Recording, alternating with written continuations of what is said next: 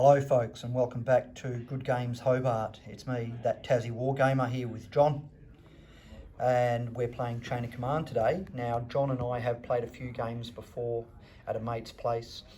We haven't played in a long time and we're playing unsupervised. We've normally had a bit of tuition, but this time we started last week playing scenario 1. We're on to scenario 2 from the book.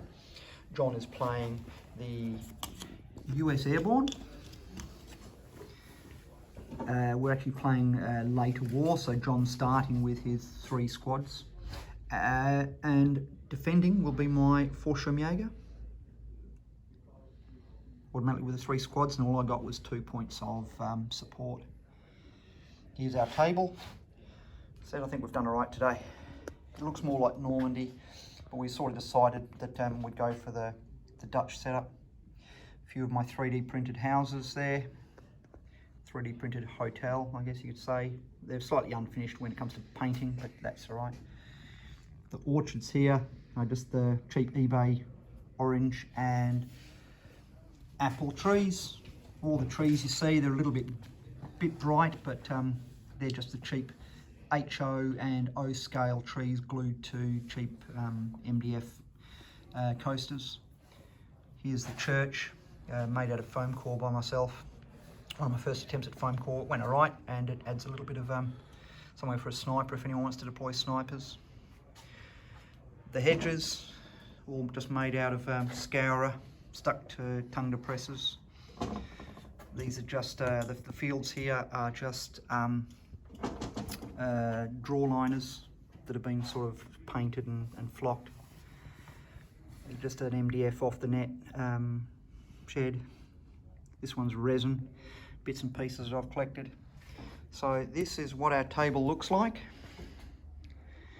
John will be attacking from his side of the table over there, furthest away, and I'll be defending from here. And we'll let you know how it goes. Sorry. Back at it, we've had a few phases each. One of my squads deployed into this building on the 2 floors along with a senior officer. A second squad over here. John is slowly coming around. He's got a squad there, a squad behind a hedge, his mortar over there, and he's had one squad that came running around here to try to take my deployment point. Didn't do it, so I luckily had 6 points on my chain of command dice and ambushed using this team here. Only killed 1 man and added some shock, but hopefully just to try to stop him. I don't want him to take that deployment point, even though I've mainly deployed now. I'd rather not lose that point on my force morale. So it's going all right so far.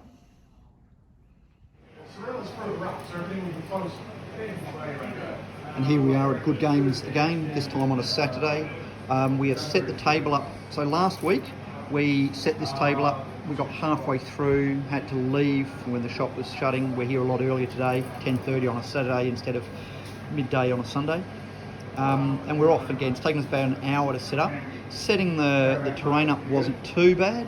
However, we take lots of photos, but trying to make sure all of our units are in the right spot and all the miniatures, just in case we've lost any miniatures, that took us a little while. So it's actually taken us an hour to set up. Making sure all of our shop markers are right.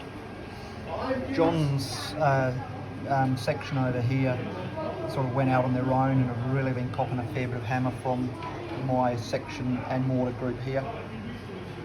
These other 2 have been a little bit slow to move. I've got a team on Overwatch here, and hopefully we'll get a nice resolution today. I've said to John to make a bit of fun, what does he bring on a Sherman? So at some point during the game, we might bring on a Sherman. Well, we're a few hours into the game this Saturday, and it's starting to get heated. John's team that was originally caught in the cornfields managed to move tactically and get into cover. They started to put a little bit of fire on the small 2 men of my team here at the window. He also moved through the orchard pretty well and is originally got him behind this building, but now is behind the hedge. He's got another unit up here and also a bazooka team in there. There's a mortar team over there. I've got a section in here that's been copping a little bit of heat, but luckily with my senior leader, he's been rallying them. John's starting to get a little bit of shock up on his units. I've got the units still at the hedge here who have still been holding tight and still managing to put a bit of cover over here.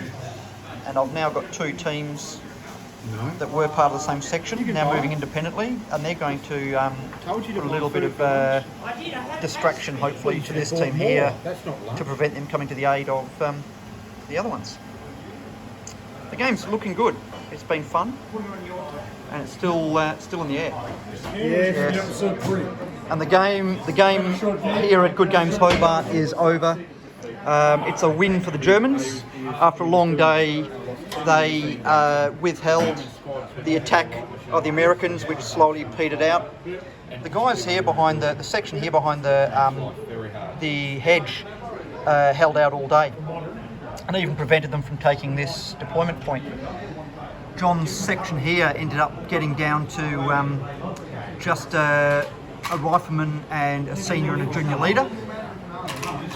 He lost his machine gun there, he lost his machine gun here, and his rifle squad were getting, the rifle team were getting the shot built up. He also had a senior and a junior leader there. His other section, which was sort of behind up that barn for most of the day, finally got moving. I had a team who charged them with grenades, hand grenade, didn't work that well and got decimated here. So he moved down. I managed to interrupt his phase using this machine gun team. I managed to put a couple of kills.